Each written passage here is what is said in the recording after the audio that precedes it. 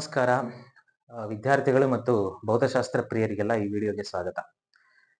ನಾವು ಎಷ್ಟೋ modern sky map ಆ್ಯಪ್ಗಳನ್ನು ನೋಡಿದೀವಿ, ಸಾಫ್ಟ್ವೇರ್ಗಳನ್ನು ನೋಡಿದೀವಿ. ಸ್ಟೆಲೇರಿಯಂ, ಸ್ಟಾರ್ ಟ್ರ್ಯಾಕರ್, ಈ ರೀತಿ ಮಾಡರ್ನ್ ಸ್ಕೈ ಮ್ಯಾಪ್ ಆ್ಯಪ್ಗಳು ಯಾವ್ಯಾವ ಗ್ರಹಗಳು, ನಕ್ಷತ್ರಗಳು ಈ ಬಾಹ್ಯಾಕಾಶದಲ್ಲಿ ಭೂಮಿಯಿಂದ ನೋಡಿದಾಗ ಯಾವ್ಯಾವ ಪೊಸಿಷನ್ ಅಲ್ಲಿ ಇದ್ದಾವೆ ಅನ್ನೋದನ್ನ ಹೇಳ್ಕೊಡ್ತವೆ.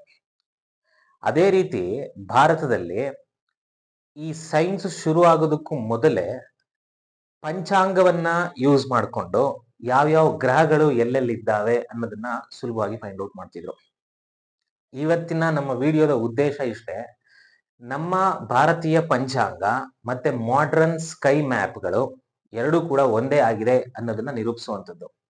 ಈ ಪಂಚಾಂಗ ಮತ್ತೆ ಸ್ಕೈ ಮ್ಯಾಪ್ ಇವುಗಳ ಬಗ್ಗೆ ತಿಳ್ಕೊಳ್ಳೋದಕ್ಕಿಂತ ಮುಂಚೆ ಈ ಕುಂಡಲಿ ಬಗ್ಗೆ ನಿಮ್ಗೆ ಗೊತ್ತಿರಬೇಕು. ಇದನ್ನ ರಾಶಿ ಕುಂಡಲಿ ಅಂತ ಕರಿತೀವಿ. ರಾಶಿ ಕುಂಡಲಿ ಅಂದ್ರೆ ಏನು?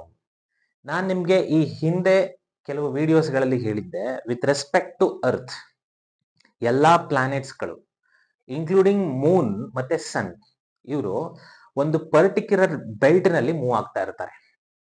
ಆ ಟೋಟಲ್ ಬೆಲ್ಟ್ ನ ಈಗ ನಾವು ಇಲ್ಲಿದ್ದೀವಿ ಅಂತ ತಿಳ್ಕೊಳ್ಳಿ, ಇದೇ ಭೂಮಿ ಅಂತ ಇಮ್ಯಾಜಿನ್ ಮಾಡ್ಕೊಳ್ಳಿ. ಈ ಭೂಮಿಯನ್ನ ಒಂದು ಇಮ್ಯಾಜಿನರಿ ಬೆಲ್ಟ್, ಇದನ್ನ ಝೊಡಾಯಿಕ್ ಬೆಲ್ಟ್ ಅಂತಾನೆ ಕರೀತಾರೆ. ಈ ಝೊಡಾಯಿಕ್ ಬೆಲ್ಟ್ ಆವರಿಸ್ಕೊಂಡಿದೆ.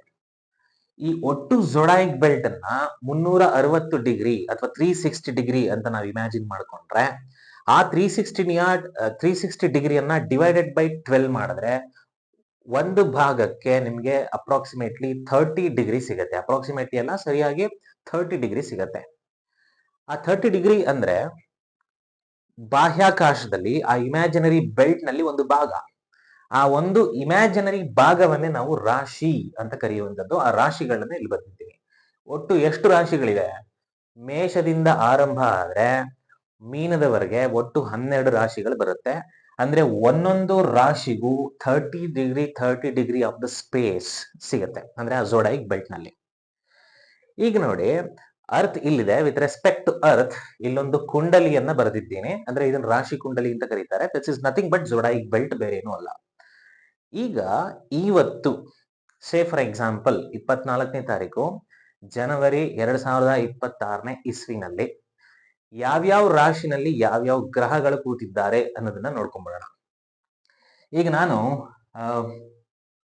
ಮೇಷದಿಂದ ಶುರು ಮಾಡಬೇಕು. ಮೇಷದಿಂದ ಶುರು ಮಾಡ್ಕೊಂಡು ಹೋದ್ರೆ ಈ ಮೇಷ ಮತ್ತೆ ವೃಷಭದಲ್ಲಿ ಸದ್ಯಕ್ಕೆ ಇವತ್ತು ಯಾವ ಗ್ರಹಗಳು ಕೂತಿಲ್ಲ. ಮೇ ಬಿ ನಾಳೆ ಅಥವಾ ನಾಳಿದ್ರಲ್ಲಿ ಚಂದ್ರ ಇಲ್ಲಿಗೆ ಬರಬಹುದು. ಮಿಥುನದಲ್ಲಿ ಗುರು ಗ್ರಹ ಅಥವಾ ಈ ಜುಪಿಟರ್ ಇವಾಗ ಅಟ್ ಪ್ರೆಸೆಂಟ್ ಇದ್ದಾನೆ. ಸಿಂಹದಲ್ಲಿ ಕೇತು ಗ್ರಹ ಇದೆ. ಕೇತು ಗ್ರಹವನ್ನ ಸದರ್ನ್ ನೋಡ್ ಅಂತಾನು ಕರೀತಾರೆ. ಕೇತು ಮತ್ತೆ ರಾಹುಗಳ ಬಗ್ಗೆ ನಾವು ಆಲ್ರೆಡಿ ಮೊದಲೇ ಒಂದು ವಿಡಿಯೋದಲ್ಲಿ ಹೇಳಿದ್ದೇವೆ. ಕನ್ಯಾ, ತುಲಾರಾಶಿ, ವೃಶ್ಚಿಕ ರಾಶಿನಲ್ಲಿ ಸದ್ಯಕ್ಕೆ ಯಾವ ಗ್ರಹಗಳು ಇಲ್ಲ. ಧನುಸ್ಸಿನಲ್ಲೂ ಯಾವುದೂ ಇಲ್ಲ. ಆದ್ರೆ ಮಕರ ರಾಶಿನಲ್ಲಿ 4 ಪ್ಲಾನೆಟ್ಸ್ಗಳಿದಾವೆ. ಯಾವ್ದ್ಯಾವ್ದು ಅಂತ ಹೇಳ್ಬಿಡ್ತೀನಿ. ಮೊದಲನೇದಾಗಿ ಸೂರ್ಯನನ್ನ ರವಿ ಅಂತಾನು ಕರೀತಾರೆ. ರವಿ ಇಸ್ ನಥಿಂಗ್ ಬಟ್ ಸನ್. ಇಲ್ಲಿ ಇನ್ನೊಂದು ಗ್ರಹ ಶುಕ್ರನನ್ನ ವೀನಸ್ ಅಂತಾನು ಕರಿತೀವಿ. ಅದಾದ್ಮೇಲೆ ಬುಧ ಇಸ್ ನಥಿಂಗ್ ಬಟ್ ಮರ್ಕ್ಯುರಿ, ಅವನು ಇಲ್ಲೇ ಇದ್ದಾನೆ. ಇದರ ಜೊತೆಗೆ ಕುಜ ಈಸ್ ನಥಿಂಗ್ ಬಟ್ ಮಾರ್ಸ್, ಅವನು ಕೂಡ ಇವತ್ತು ಇದೇ ರಾಶಿನಲ್ಲಿ ಇದ್ದಾನೆ. ನೆಕ್ಸ್ಟ್ ಕುಂಭದಲ್ಲಿ ಸದ್ಯಕ್ಕೆ ಯಾರು ಇಲ್ಲ. ಮೀನದಲ್ಲಿ ಇಬ್ಬರಿದ್ದಾರೆ, ಒಬ್ಬ ಶನಿ, ಇನ್ನೊಬ್ಬ ಚಂದ್ರ. ಓಕೆ, ಜೊತೆಗೆ ಈ ಕೇತುವಿಗೆ ಎಕ್ಸಾಕ್ಟ್ ಆಗಿ ಡಯಾಗನಲ್ ಅಪೋಸಿಟ್ ಆಗಿ ಇಲ್ಲೊಂದು ಗ್ರಹ ಬರುತ್ತೆ, ಅದೇ ರಾಹು ಅಂತ ಕರಿತೀವಿ. ರಾಹು ಕೇತುಗಳು ಯಾವಾಗ್ಲೂ ರಾಶಿ ಕುಂಡಲಿನಲ್ಲಿ ಡಯಾಗನಲಿ ಅಪೋಸಿಟ್ ಪೊಸಿಷನ್ ನಲ್ಲೇ ಇರ್ತವೆ. ಸೊ ಇದು ಇವತ್ತಿನ ಯಾವ್ಯಾವ ರಾಶಿನಲ್ಲಿ ಎಂತೆಂತ ಗ್ರಹಗಳು ಕೂತಿದ್ದಾವೆ ಅನ್ನುವಂತ ಒಂದು ರಾಶಿ ಚಕ್ರ ಅಥವಾ ರಾಶಿ ಕುಂಡಲಿ ಅಂತ ಕರಿತೀವಿ.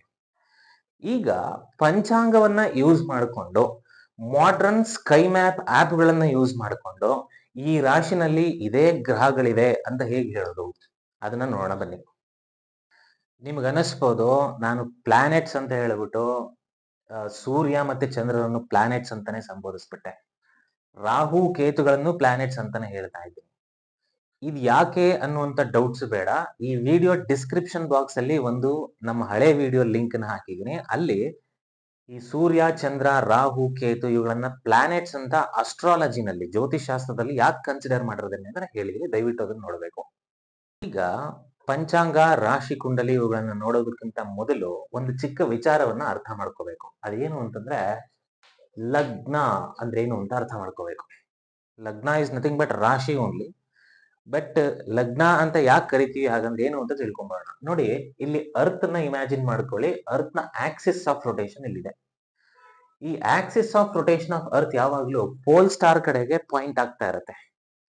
ಸೊ ಈ ನಾರ್ತ್ ಮತ್ತೆ ಸೌತ್ ಆಫ್ ಅರ್ತ್ ಯಾವುದೇ ಕಾರಣಕ್ಕೂ ಚೇಂಜ್ ಆಗಲ್ಲ, because direction of Axis of rotation ಇಲ್ಲಿ ಚೇಂಜ್ ಆಗಲ್ಲ. ನಾನಿಲ್ಲಿ ಈಕ್ವೇಟರ್ ನ ಬರೆದಿದ್ದೀನಿ, ಅರ್ತ್ ನ ಈಕ್ವೇಟರ್, ಮತ್ತೆ ಇಲ್ಲೆಲ್ಲ ಸನ್ ಇದೆ ಅಂತ ಇಮ್ಯಾಜಿನ್ ಮಾಡ್ಕೊಳ್ಳಿ. ಸೊ ಈಗ ಅರ್ತ್ ಹೀಗ್ ರೊಟೇಟ್ ಆದ್ರೆ ಇಲ್ಲಿರೋ ಸನ್ ಅರ್ತ್ ಹೀಗ್ ರೊಟೇಟ್ ಆಗ್ತಿರೋದ್ರಿಂದ ಅದ್ರ ಅಪೋಸಿಟ್ ಡೈರೆಕ್ಷನ್ ಅಲ್ಲಿ ಹಿಂಗ್ ಮೂವ್ ಆದಂಗೆ ಕಾಣಿಸ್ತಾನೆ. ಈಗ ನಾವು ನೋಡ್ಬೋದು, ಭೂಮಿ ಮೇಲೆ ನಿಂತ್ಕೊಂಡ್ರೆ ಬೆಳಗಿನ ಜಾವ ಸೂರ್ಯ ಪೂರ್ವ ದಿಕ್ಕಲ್ಲಿ ಹುಟ್ಟುತ್ತಾನೆ, ಈಸ್ಟ್ ಡೈರೆಕ್ಷನ್ ಅಲ್ಲಿ. ಸೂರ್ಯ ಹಿಂಗ್ ಮೂವ್ ಆದಂಗೆ ಕಾಣಿಸುತ್ತೆ. ಯಾಕೆ ಮೂವ್ ಆದಂಗೆ ಕಾಣಿಸುತ್ತೆ ಅಂದ್ರೆ ಬಿಕಾಸ್ ಅರ್ತ್ ಇಲ್ಲಿ ರೊಟೇಟ್ ಆಗ್ತಾ ಇದೆ, ಬೇರೆ ಏನೂ ಅಲ್ಲ. So earth about this Axis ಹೀಗೆ ರೊಟೇಟ್ ಆದ್ರೆ ಈ ಸೂರ್ಯ ಹೀಗೆ ಬಂದಂಗೆ ಕಾಣಿಸ್ತಾನೆ. ಸೊ ದೇರ್ ಫೋರ್ ಈ ಡೈರೆಕ್ಷನ್ ಪೂರ್ವ ದಿಕ್ಕಾಗತ್ತೆ, ಸೂರ್ಯ ಹುಟ್ಟುವಂತ ಡೈರೆಕ್ಷನ್. ಈ ಡೈರೆಕ್ಷನ್ ಯಾವ್ದು ಒಂದು ಪರ್ಟಿಕ್ಯುಲರ್ ಪ್ಲೇಸ್ ನಲ್ಲಿ ಪಶ್ಚಿಮ ದಿಕ್ಕಾಗತ್ತೆ ಅಥವಾ ವೆಸ್ಟ್ ಡೈರೆಕ್ಷನ್ ಆಗತ್ತೆ. ಈಗ ನಾವು ಈ ಭೂಮಿಯ ಮೇಲೆ ಯಾವುದೋ ಒಂದು ಚಿಕ್ಕ ಭಾಗವನ್ನ ಹಾರಿಜಾಂಟಲ್ ಅರ್ತ್ ಸರ್ಫೇಸ್ ಅನ್ನ ಕನ್ಸಿಡರ್ ಮಾಡ್ತಾ ಇದ್ದೀನಿ. ಇದೇ ಹಾರಿಜಾಂಟಲ್ ಸರ್ಫೇಸ್ ಆಫ್ ಅರ್ತ್. ಇದು ನಾರ್ತ್, ಇದು ಸೌತ್ ಅಂತ ನಾವು ಇಮ್ಯಾಜಿನ್ ಮಾಡ್ಕೊಂಡ್ರೆ ಸೂರ್ಯ ಹುಟ್ಟುವಂತ ದಿಕ್ಕು ಇದು ಈಸ್ಟ್ ಅಥವಾ ಪೂರ್ವ, ಇದು ವೆಸ್ಟ್ ಪಶ್ಚಿಮ. ಈಗ ನಮಗ್ ನೋಡ್ಬೋದು, ನಾವು ಭೂಮಿಯ ಮೇಲೆ ಇರೋದ್ರಿಂದ ಬಹಳ ಚಿಕ್ಕವರಾದ್ರಿಂದ ಭೂಮಿ ಗ್ಲೋಬ್ ರೀತಿ ಇದೆ ಅಂತ ನಾವು ನೋಡ್ತಾ ಇಲ್ಲ. ಭೂಮಿ ನಮ್ಗೆ ಎಷ್ಟು ದೂರ ಕಣ್ಣು ಹಾಯಿಸಿದ್ರು ಚಪ್ಪಟೆಯಾಗಿ ಕಾಣಿಸ್ತಾ ಇದೆ, ಹಾರಿಜಾಂಟಲ್ ಸರ್ಫೇಸ್ ತರನೇ ಕಾಣಿಸ್ತಾ ಇದೆ. ಈ ಭೂಮಿಯ ತುದಿ ಅಂದ್ರೆ ಹಾರಿಜಾಂಟಲ್ ಸರ್ಫೇಸ್ ಆಗಿ ನಾವು ನೋಡ್ತಿರೋದ್ರಿಂದ ಭೂಮಿ ಎಲ್ಲಿವರೆಗೂ ಕಾಣಿಸುತ್ತೋ ಅಲ್ಲಿವರೆಗೂ ನೀವು ಕಣ್ಣು ಹಾಯಿಸಿದ್ರೆ ಆ ಪಾಯಿಂಟ್ ಅಲ್ಲಿ ಆಕಾಶ ಮತ್ತೆ ಭೂಮಿ ಎರಡು ಒಂದಾದಂಗೆ ಕಾಣಿಸ್ತಾ ಇದೆ, ಹೌದಲ್ವಾ? ಅದನ್ನ ಹಾರಿಜಾನ್ ಅಂತ ಕರಿತೀವಿ. ಇಲ್ಲಿ ನೋಡಿ, ಈ ಹಾರಿಜಾನ್ ಅಲ್ಲಿ ಇವನಿಗೆ ಕಾಣಿಸ್ತಾ ಇರುವಂತ ಹಾರಿಜಾನ್ ಇದೆ ಅಂತ ಇಟ್ಕೊಳ್ಳಿ. ಈ ಹಾರಿಜಾನ್ ನಲ್ಲಿ ಈ ಡೈರೆಕ್ಷನ್ ಅಲ್ಲಿ ಯಾವ ರಾಶಿ ಇದೆ ಅನ್ನೋದನ್ನ ನಾವು ನೋಡ್ಕೋಬೇಕು. ಪಂಚಾಂಗದಲ್ಲಿ ಇದನ್ನ ಡೀಟೇಲ್ ಆಗಿ ಕೊಟ್ಟಿರ್ತಾರೆ. ಯಾವ್ಯಾವ ಟೈಮ್ ಅಲ್ಲಿ ಈ ಪೂರ್ವ ದಿಗಂತದಲ್ಲಿ ಯಾವ್ಯಾವ ರಾಶಿ ಇದೆ ಅನ್ನೋದನ್ನ ತುಂಬಾ ಅಕ್ಯುರೇಟ್ ಆಗಿ ಮೆಜರ್ ಮಾಡಿ ಕೊಟ್ಟಿದ್ದಾರೆ. ಆ ರಾಶಿಯನ್ನೇ ಪೂರ್ವ ದಿಗಂತದಲ್ಲಿ ಆ ಸಮಯದಲ್ಲಿ ಇರುವಂತ ಆ ರಾಶಿಯನ್ನೇ ನಾವು ಲಗ್ನ ಅಂತ ಕರಿತೀವಿ. ಸೊ ಬನ್ನಿ ಪಂಚಾಂಗಕ್ಕೆ ಹೋಗೋಣ, ಮತ್ತೆ ಸ್ಕೈ ಮ್ಯಾಪ್ ನ ಅದ್ರ ಜೊತೆ ಕಂಪೇರ್ ಮಾಡೋಣ. ಎರಡು ಒಂದೇ ಇದೆಯೋ ಇಲ್ಲೋ ಅಂತ ಚೆಕ್ ಮಾಡಿ. ನೋಡಿ, ನಾವು ಸುತ್ತೂರಿನ ಪಂಚಾಂಗವನ್ನ ತಗೊಂಡಿದ್ದೀವಿ. ನಾವು ಮೈಸೂರಿನಿಂದ ವಿಡಿಯೋ ಮಾಡ್ತಿರೋದ್ರಿಂದ ಮೈಸೂರಿನಲ್ಲಿ ಯಾವ್ಯಾವ ಸಮಯಕ್ಕೆ ಯಾವ್ಯಾವ ಲಗ್ನಗಳಿದೆ ಪೂರ್ವ ದಿಗಂತದಲ್ಲಿ ಅನ್ನೋದನ್ನ ಬಹಳ ಸ್ಪಷ್ಟವಾಗಿ ಸುತ್ತೂರಿನ ಪಂಚಾಂಗದಲ್ಲಿ ಕೊಟ್ಟಿದ್ದಾರೆ. ಈಗ ನೋಡಿ, ಇದರ ಸ್ಪೆಷಾಲಿಟಿ ಏನು ಸುತ್ತೂರು ಪಂಚಾಂಗದ್ದು ಅಂತಂದ್ರೆ ಪ್ರತಿ ದಿನವೂ ರಾಶಿ ಚಕ್ರದಲ್ಲಿ ಆಗುವಂತ ಗ್ರಹಗಳ ಬದಲಾವಣೆಯನ್ನ ಬಹಳ ಸ್ಪಷ್ಟವಾಗಿ ಕೊಟ್ಟಿದ್ದಾರೆ. ನಾವು ಇವತ್ತಂದು ಮಾತ್ರ ನೋಡೋಣ. ಇವತ್ತು ದಿನಾಂಕ ಎಷ್ಟಾಗಿದೆ? 24ನೇ ತಾರೀಕು ಜನವರಿ 2026. ನಾನು ಆಲ್ರೆಡಿ ಬೋರ್ಡ್ ಮೇಲೆ ಬರೆದಿದ್ದ ಹಾಗೆ ಯಾವ್ಯಾವ ಗ್ರಹಗಳು ಯಾವ್ಯಾವ ರಾಶಿ ಚಕ್ರದಲ್ಲಿ ಇದ್ದಾವೆ ಅನ್ನೋದನ್ನ ಇಲ್ಲೂ ಅದೇ ತರ ಕೊಟ್ಟಿದ್ದಾರೆ. ಇನ್ಫ್ಯಾಕ್ಟ್ ನಾವಿಲ್ಲಿ ನೋಡ್ಕೊಂಡೆ ಬೋರ್ಡ್ ಮೇಲೆ ಬರೆದಿದ್ದಂಥದ್ದು. ಈಗ ನೋಡಿ, ನಾನು ಈಗ ಇಲ್ಲಿಯ ಲೋಕಲ್ ಟೈಮ್ ಎಷ್ಟಾಗಿದೆ ಅಂತ ನೋಡ್ತಾ ಇದ್ದೀನಿ. 8 ಗಂಟೆ 15 ನಿಮಿಷ ಆಗಿದೆ, ರಾತ್ರಿ ಆಗಿದೆ. ಈಗ ಇದೇ ಸಮಯದಲ್ಲಿ ಯಾವ ಲಗ್ನ ಪೂರ್ವ ದಿಗಂತದಲ್ಲಿ ಇದೆ ಅನ್ನೋದನ್ನ ನೋಡೋಣ ಬನ್ನಿ. ನೋಡಿ, ಇಲ್ಲೊಂದು ಡೇಟಾವನ್ನ ಕೊಟ್ಟಿದ್ದಾರೆ ಪಂಚಾಂಗದಲ್ಲಿ. ಮೈಸೂರು ನಗರಕ್ಕೆ ದ್ವಾದಶ ಲಗ್ನಗಳು ಮುಗಿಯುವ ಕಾಲಗಳು ಗಂಟೆ ಮತ್ತು ನಿಮಿಷಗಳಲ್ಲಿ. ಈಗ ನೋಡಿ, 24ನೇ ತಾರೀಕು ಶನಿವಾರ ಇಲ್ಲಿ ಬರೋಣ. ನಾವೀಗ ರಾತ್ರಿಗೆ ಹೋಗಬೇಕು. ನೋಡಿ, ಹಗಲು ಮತ್ತು ರಾತ್ರಿಗೆ ಬೇರೆ ಬೇರೆ ಲಗ್ನಗಳನ್ನ ಬೇರೆ ಬೇರೆ ಟೈಮ್ ಅಲ್ಲಿ ಕೊಟ್ಟಿದ್ದಾರೆ. ಸೊ ನಾನು ಆಲ್ರೆಡಿ ಹೇಳ್ದಂಗೆ ಈಗ ಸಮಯ 8 ಗಂಟೆ 15 ನಿಮಿಷ ಆಗಿದೆ, 8:15. ಇಲ್ಲಿಗೆ ಬಂದ್ರೆ ನೋಡಿ, ಕಟಕ ಲಗ್ನ ಮುಗಿದಿದೆ ಯಾವಾಗ? 7 ಗಂಟೆ 39 ನಿಮಿಷಕ್ಕೆ. ಸಿಂಹ ಲಗ್ನ ಮುಗಿಯುತ್ತೆ ಎಷ್ಟೊತ್ತಿಗೆ? 9 ಗಂಟೆ 42 ನಿಮಿಷಕ್ಕೆ. ಅಂದ್ರೆ ಈಗ 8:15 ಟೈಮು ಅಂತಂದ್ರೆ ಕಟಕ ಲಗ್ನ 7 ಗಂಟೆ 39 ನಿಮಿಷಕ್ಕೆ ಮುಗಿದು ಈಗ ಪೂರ್ವ ದಿಕ್ಕಿನಲ್ಲಿ ಅಂದ್ರೆ ಪೂರ್ವ ದಿಗಂತದಲ್ಲಿ ಸಿಂಹ ರಾಶಿ ಇದೆ ಅಥವಾ ಸಿಂಹ ಲಗ್ನ ಇದೆ. ಹಾಗಾಗಿ ಸಿಂಹ ಲಗ್ನ ಮುಗಿಯುವಂತ ಟೈಮ್ ಅನ್ನ ಇಲ್ಲಿ ಕೊಟ್ಟಿದ್ದಾರೆ, 9 ಗಂಟೆ 42 ನಿಮಿಷ. ಇದನ್ನ ಸ್ಪಷ್ಟವಾಗಿ ಅಬ್ಸರ್ವ್ ಮಾಡಬಹುದು. ಬನ್ನಿ ಸ್ಟೆಲೇರಿಯಂ ಆಪ್ ಅಲ್ಲಿ ಇಲ್ಲಿ ಕೊಟ್ಟಿರುವಂತಹ ಡೇಟಾ ಸರಿಯಾಗಿದೆಯೋ ಇಲ್ವೋ ಅನ್ನೋದನ್ನ ಚೆಕ್ ಮಾಡೋಣ. ಈಗ ನೋಡಿ, ಸ್ಟೆಲೇರಿಯಂ ಆಪ್ ಅನ್ನ ಯೂಸ್ ಮಾಡಿಕೊಂಡು ಪಂಚಾಂಗದ ಪ್ರಕಾರ ನೋಡಿದಂತಹ ಗ್ರಹಗಳ ಪೊಸಿಷನ್ ಮತ್ತೆ ಲಗ್ನ ಅದೇ ಇದೆಯಾ ಇಲ್ವಾ ಅಂತ ಚೆಕ್ ಮಾಡೋಣ. ನೋಡಿ, ಈ ಕಾರ್ನರ್ ಅಲ್ಲಿ 8 ಗಂಟೆ 15 ನಿಮಿಷ ತೋರಿಸ್ತಾ ಇದೆ, ಅಲ್ಲಿ 20:15 ಅಂತಿದೆ. ಬಿಕಾಸ್ ಇಲ್ಲಿ ಆಪ್ ಅಲ್ಲಿ ತೋರಿಸ್ತಾ ಇರುವಂತದ್ದು 24 ಅವರ್ ಸಿಸ್ಟಮ್. 20 ಗಂಟೆ 15 ನಿಮಿಷ ಅಂದ್ರೆ 8 ಕಾಲು. ಜನವರಿ 24 ತೋರಿಸ್ತಾ ಇದೆ. ಈಸ್ಟ್ ಡೈರೆಕ್ಷನ್ ಅಲ್ಲಿ ಈ ಆಪ್ ಅನ್ನ ಹಾಕಿದೀವಿ. ಈಸ್ಟ್ ಡೈರೆಕ್ಷನ್ ಅಲ್ಲಿ ಯಾವ ರಾಶಿ ಕಾಣಿಸ್ತಾ ಇದೆ? ನಮ್ಮ ಜೊಡಾಯಿಕ್ ಬೆಲ್ಟ್ ನ ಸಿಂಹ ರಾಶಿ, ಲಿಯೋನೇ ಕಾಣಿಸ್ತಾ ಇದೆ. ಅಲ್ಲಿ ನೀವು ಸ್ಪಷ್ಟವಾಗಿ ಅಬ್ಸರ್ವ್ ಮಾಡಬಹುದು. ಸೊ ಪಂಚಾಂಗದಲ್ಲಿ ಈ ಸಮಯದಲ್ಲಿ ಕೊಟ್ಟಿದ್ದಂತಹ ಲಗ್ನ, ಆಪ್ ಅಲ್ಲಿ ತೋರಿಸ್ತಾ ಇರುವಂತಹ ಲಗ್ನ ಅಂದ್ರೆ ಈಸ್ಟ್ ಹಾರಿಜಾನ್ ಅಲ್ಲಿ ಇರುವಂತಹ ರಾಶಿ ಎರಡು ಕೂಡ ಒಂದೇ ಆಗಿದೆ. ಬನ್ನಿ, ಈಗ ಗುರು ಮಿಥುನದಲ್ಲಿದ್ದಾನೆ ಅಂತ ಆ ನಟಲ್ ಚಾರ್ಟ್ ಅಲ್ಲಿ ಅಥವಾ ರಾಶಿ ಕುಂಡಲಿನಲ್ಲಿ ನಾವು ತೋರಿಸಿದ್ವಿ. ಇಲ್ಲೂ ಕೂಡ ಮಿಥುನ ರಾಶಿನಲ್ಲಿ ಗುರು ಇದ್ದಾನ ಇಲ್ವಾ ಅಂತ ನಾವು ಚೆಕ್ ಮಾಡಬಹುದು. ಈಗ ನೋಡಿ, ಸಿಂಹದಿಂದ ಮಿಥುನಕ್ಕೆ 2 ರಾಶಿಗಳ ವ್ಯತ್ಯಾಸ ಇದೆ. 2 ರಾಶಿ ಅಂತಂದ್ರೆ 60 ಡಿಗ್ರಿ ಆಯ್ತು. ಬಿಕಾಸ್ ಒಂದು ರಾಶಿಗೆ 30 ಡಿಗ್ರಿ. ಸೊ ಈಗ ಸಿಂಹದಿಂದ ಮೇಲ್ಭಾಗಕ್ಕೆ ಹೋದ್ರೆ ಅಂದ್ರೆ ಆಲ್ಮೋಸ್ಟ್ ಒಂದು 30 ಡಿಗ್ರಿ ಮೂವ್ ಆದ್ರೆ ಕ್ಯಾನ್ಸರ್, ಕಟಕ ರಾಶಿ ಸಿಗ್ತಾ ಇದೆ. ಕಟಕದಿಂದ ಒಂದು 30 ಡಿಗ್ರಿ ಮತ್ತೆ ಮೂವ್ ಆದ್ರೆ ಅಂದ್ರೆ ಟೋಟಲ್ 60 ಡಿಗ್ರಿ ಸಿಂಹ ರಾಶಿಯಿಂದ ಅಥವಾ ಲಗ್ನದಿಂದ ಜಮಿನಿ ಇಲ್ಲಿ ನಮಗೆ ಸಿಗ್ತಾ ಇದೆ. ಜಮಿನಿ ಇಸ್ ನಥಿಂಗ್ ಬಟ್ ಮಿಥುನ ರಾಶಿ. ಅಲ್ಲೇ ಜುಪಿಟರ್ ಕೂಡ ಇದೆ, ಅದನ್ನ ಸ್ಪಷ್ಟವಾಗಿ ಕೊಟ್ಟಿದ್ದಾರೆ. ಸೊ ಸೈಂಟಿಫಿಕ್ ಆಪ್ ನಲ್ಲಿ ಇರುವಂತದ್ದು, ನಮ್ಮ ಪಂಚಾಂಗದಲ್ಲಿ ಇರುವಂತದ್ದು ಎರಡೂ ಕೂಡ ಒಂದೇ ಆಗಿದೆ. ಅಟ್ ಪ್ರೆಸೆಂಟ್ ಸ್ಕೈನ ಕೂಡ ಅಬ್ಸರ್ವ್ ಮಾಡಬಹುದು. ಈಗ ನೋಡಿ, ನಾನು ಪೂರ್ವ ದಿಕ್ಕಿಗೆ ನಮ್ಮ ಕ್ಯಾಮ್ರಾವನ್ನ ಫೋಕಸ್ ಮಾಡಿದ್ದೀನಿ.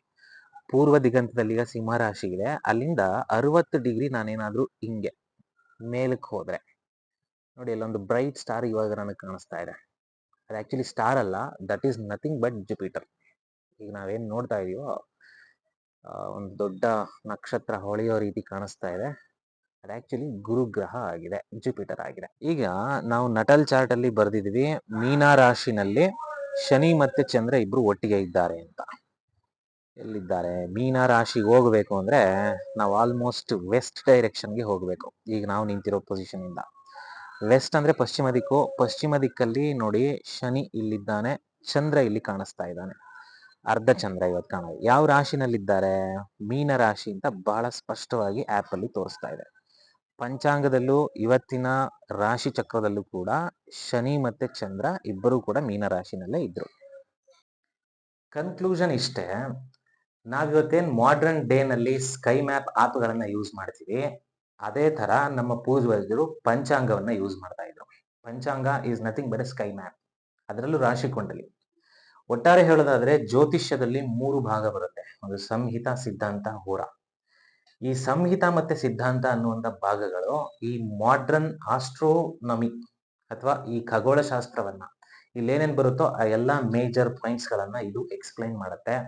ಮುಂದುವರೆದಂಗೆ ನಮ್ಮ ಮಾಡರ್ನ್ ಡೇ ಸೈನ್ಸ್ ನಲ್ಲಿ ಇಲ್ಲದೆ ಇರುವಂತದ್ದು ಈ ಹೋರಾಶಾಸ್ತ್ರ.